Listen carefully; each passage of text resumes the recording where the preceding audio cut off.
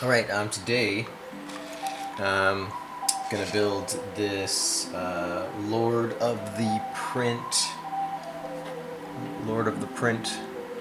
model from December Patreon. This is, I should look it up, it's like Lord of War. I can't remember.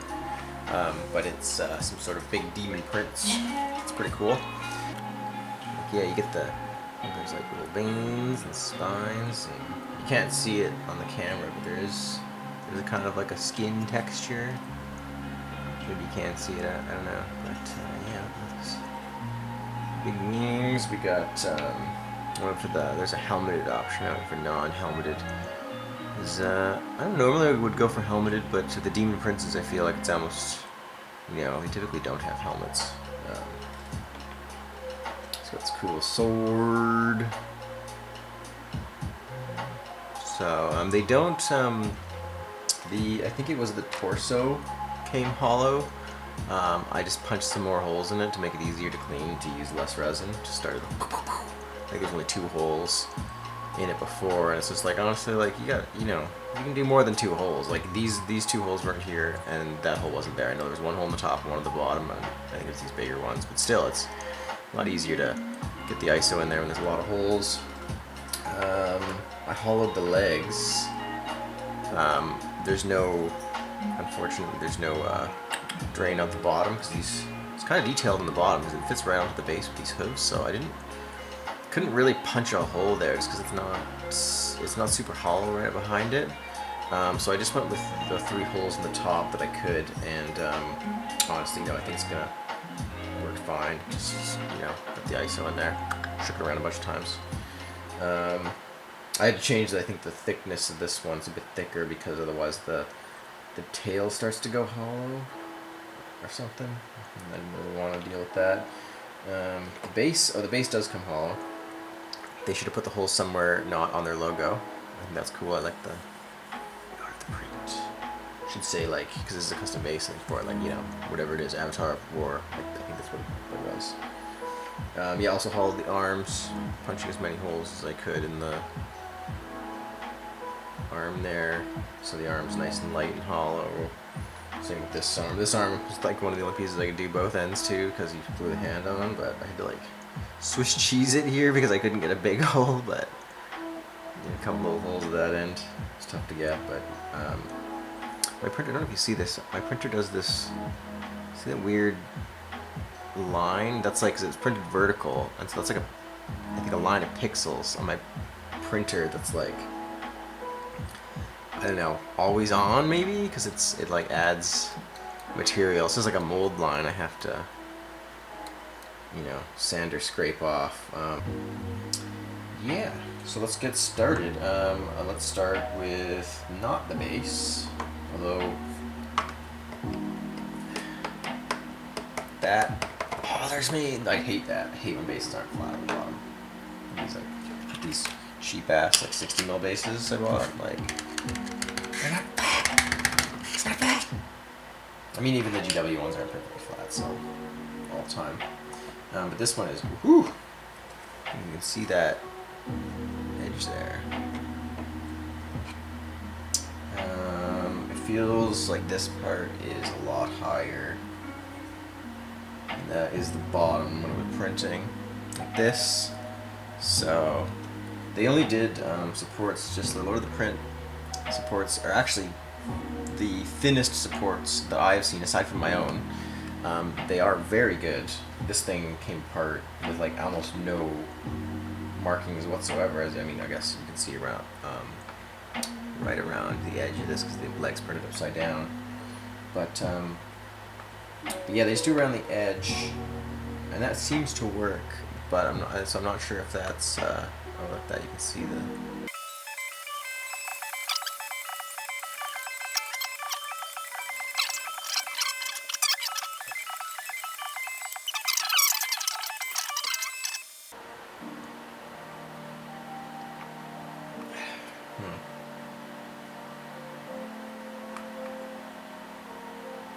It's getting there. I think that's gonna be not all that good. Just have to be really careful with my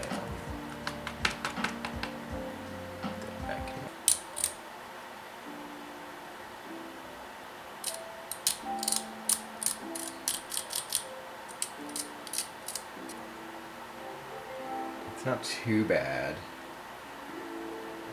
but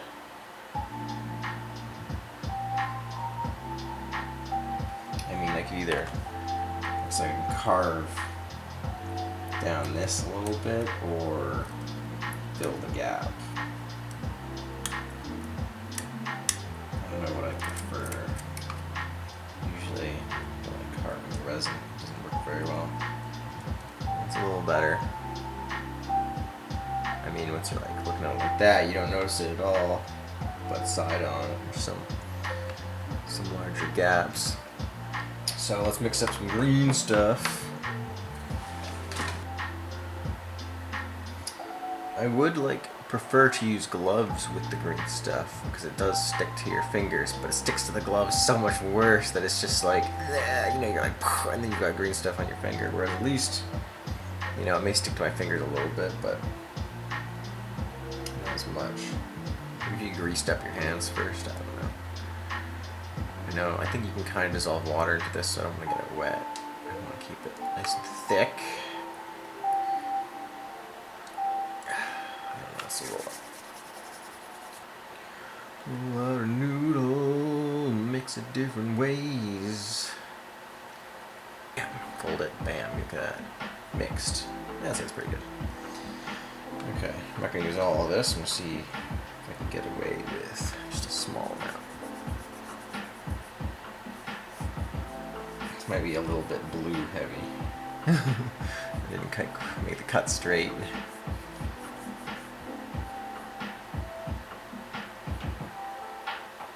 Oops. Okay, fix that.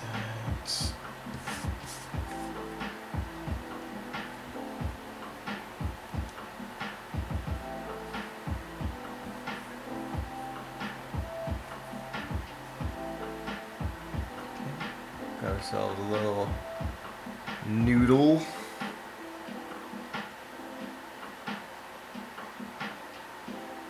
And then I'm just gonna run it around the edge. Oh, come on, stick to the model, not me. Come on.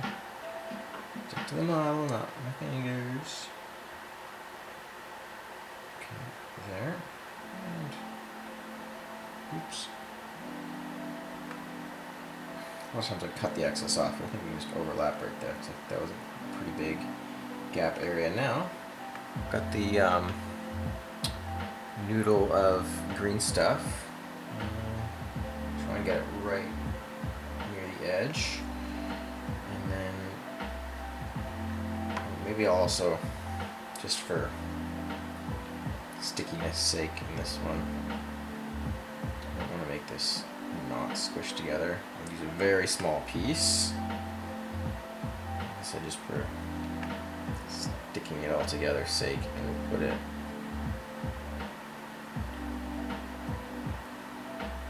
right there on top of the nub. And then just squeeze them together really hard, so make sure you're not pushing on a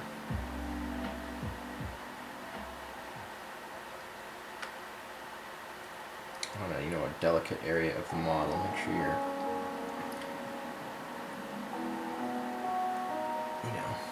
putting force against the chunky bits. So just squeeze. Thought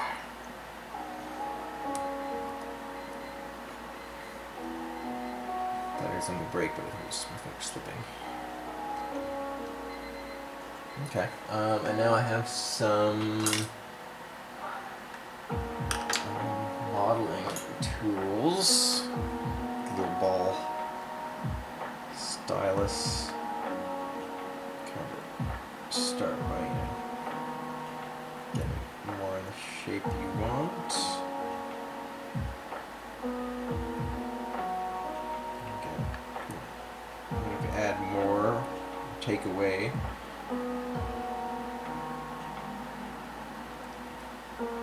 Here we've got way too much sticking out. Move that off.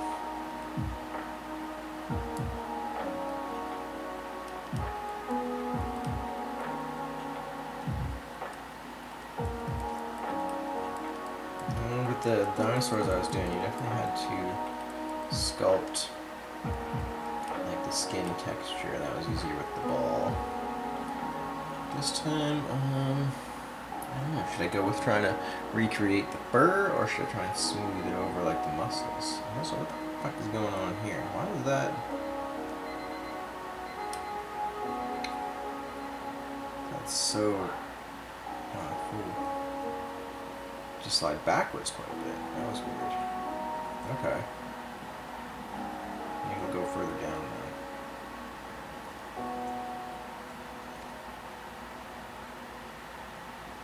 Okay, so that knob in there is not, like, it is smaller than the hole, so it does allow you to move a little bit to get where you want to be. I think that's extra. And now I mixed a bit of extra blue in by accident, but if you mix a little bit of extra yellow in, I believe it goes a bit softer. Makes it a bit easier to work with.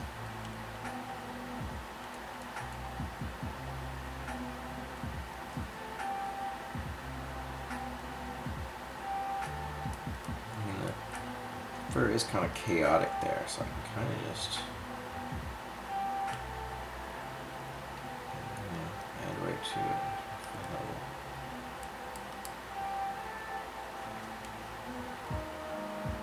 I mean, you don't even have to do this. Like, you could tell you didn't even see that gap when you were looking at it in this angle before. You've obviously made the back gap bigger by adding too much green stuff, but that's good practice there. I mean, that's pretty good to me. I think that'll come across just like the sculpted fur underneath it when it comes to it. Back here, it's kind of, I'm just going to lick this and give it a bit of moisture, smooth it out. Because I think that's meant to be like a fabric or leather. That'd be the fur. Kind of starts again right here. I am by no means an expert sculptor, but I think poking at that kind of makes it look like fur to me. Anyone wondering? So yeah, for now I'm just going to temporarily attach the two. So bloop bloop.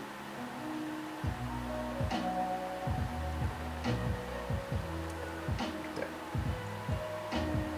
And then I can probably paint the model like this. Like what I'll do is I'll paint him, and then when I want to paint the base, I can pop him off, and then just paint the base by airbrush. I like to do everything by airbrush that I can. Just make sure that blue stuff's not coming through his toes. But yeah, there. And yeah, like, I don't know. You probably don't want to push down here. This is pretty sturdy, but we did squish it together pretty hard. I'm just gonna push on his legs. Also, this base is really cool. It's got little spines, and even like there's like this arm here. I don't know if you can see it. It's just a little arm, and the bone is actually like sticking up above the ground. And then it's covered in skulls as well. Just like, you know, spine, skull, you know, skull, skull, skull. These ones are cool. They're kind of like, there we go, kind of in the ground. It's a cool model though. I think it's I don't actually have a Demon Prince, but let's get the model I do have. This is a Proxy Demon Prince from eBay. It's like fuck, what's it called? I forget what it's called. I think it's like they're from Poland. Anyway, so this is, I think, about the size of a Demon Prince. And then so you can see this guy's quite a bit bigger, but it's a 60mm base. That's a 60mm, and he is exactly right on that. So that's a 60mm base still. And then for an actual GW model, here's Hellbrute, So as you can see, he might be more of a Bellicor size, I think, which is good for me because I'm not paying $200 for Bellicor when I can pay $10 for a pateron, and this is, you know, this was like probably about $6 of resin, even hollowed. So I think it was about 3 or 4, you know, maybe like $4 or $5 resin. The wings were almost $2 each. I think they were like $1.08 each just for the wings. And this is all Canadian money, so you can like reduce by 75% for American. But the head, I can feel it moving on that. So I'm just going to try and file that down. That nub. Just side profiling too.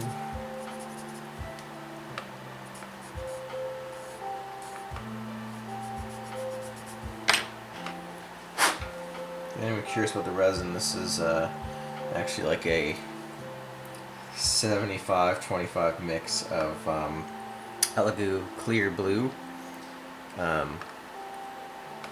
This is the Elegoo Clear Blue. I want there to be almost no gap on the top of the model. I don't really care about under his neck because you're never really going to see that. But right here on the back of the model, it is crucial that everything blends in to make it look seamless. Now I imagine with the helmeted version, because I think the helmet goes just a bit on that, it'd probably be easier to do. But I prefer that screamy head. Also the helmeted version has like a cloth fall like down here, and it's just like, didn't really want to deal with that. It's like I'm gonna have, I guess he does got little bits of cloth down there, but anyway, I'm not gonna put a chunk in there because I don't know if that helped us last time. Just gonna, this guy's ears. You can see he's like little goat ears. He's like a big goat guy. Big goat demon. Just cool, I can dig it. And again, I'm pushing on his, I'm using his neck to like squeeze and like push on, because it's like, I imagine I could push on these. You never know if it's gonna break. The Elegoo Clear Blue seems to be rather fragile. The few models I printed with just the gray, I can't really speak to it because I didn't print anything big with it.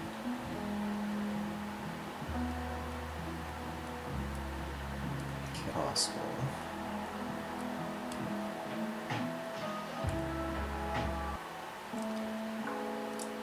So I've done that enough times.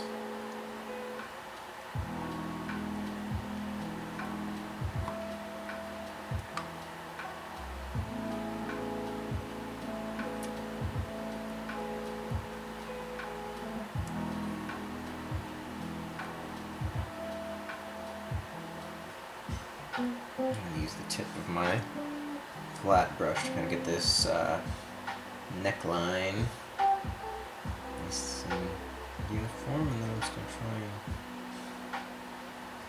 and smooth it out.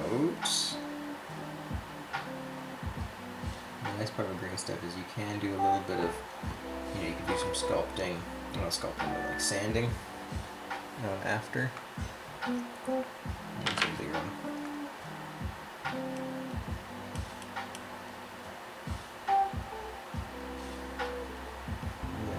Thin piece. There. I'm just going to cut it off.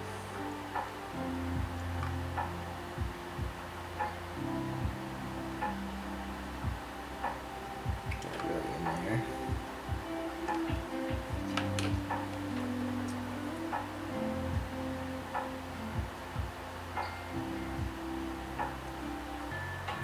Thicker.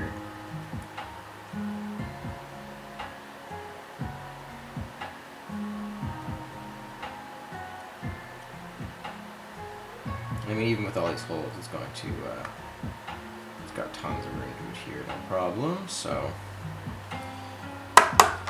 Just hope we don't have to sit here and wait all day for this to dry. This resin and super glue doesn't seem to work very well together, honestly. Oop.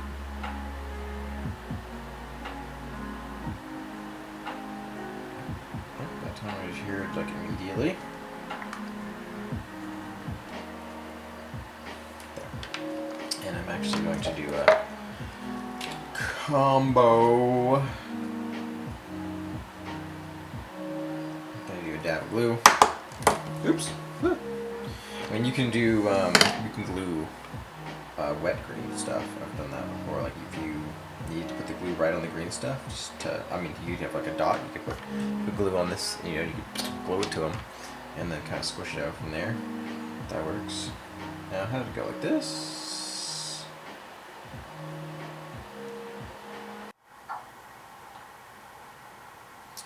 So I've just glued with some super glue the wings and the arm and the tail because the gaps weren't very big. Well, except for this one. This is a huge gap right here. And then I just used some the acrylic putty, some Vallejo, just to try and fill the gaps here. This one probably didn't need anything. This one, there was about almost 2 mils here at the bottom. And then, yeah, I mean, I'm not going to worry about that gap because it's kind of in a groove. So I think once paint gets in there, it's going to be really dark anyway. And then the tail was not too bad. I just did a little, smoothed out a little bit of putty. I'm going to take one of these sanding sticks. A little sanding stick, I guess, and try and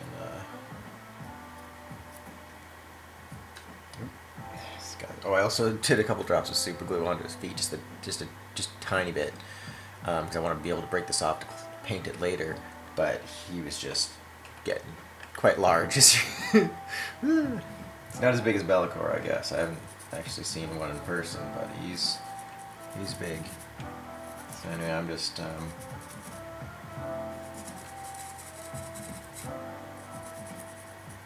also with my last remaining bit of green stuff, I rolled up a noodle and I just squished it between the base and now.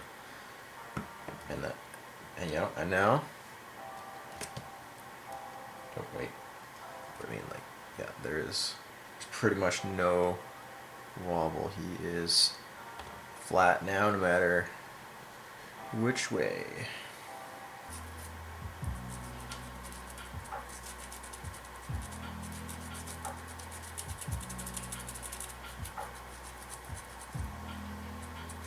Actually, just got some Dremel rotary tool die grinder bits, and the flex extension to go with my non-Dremel brand tool. And oops, maybe I should give this a try. This might be loud, so I got it on low. It's not too loud.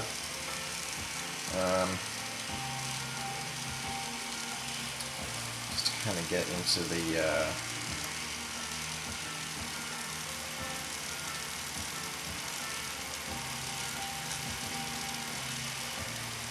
kind of into the spots I can't sand.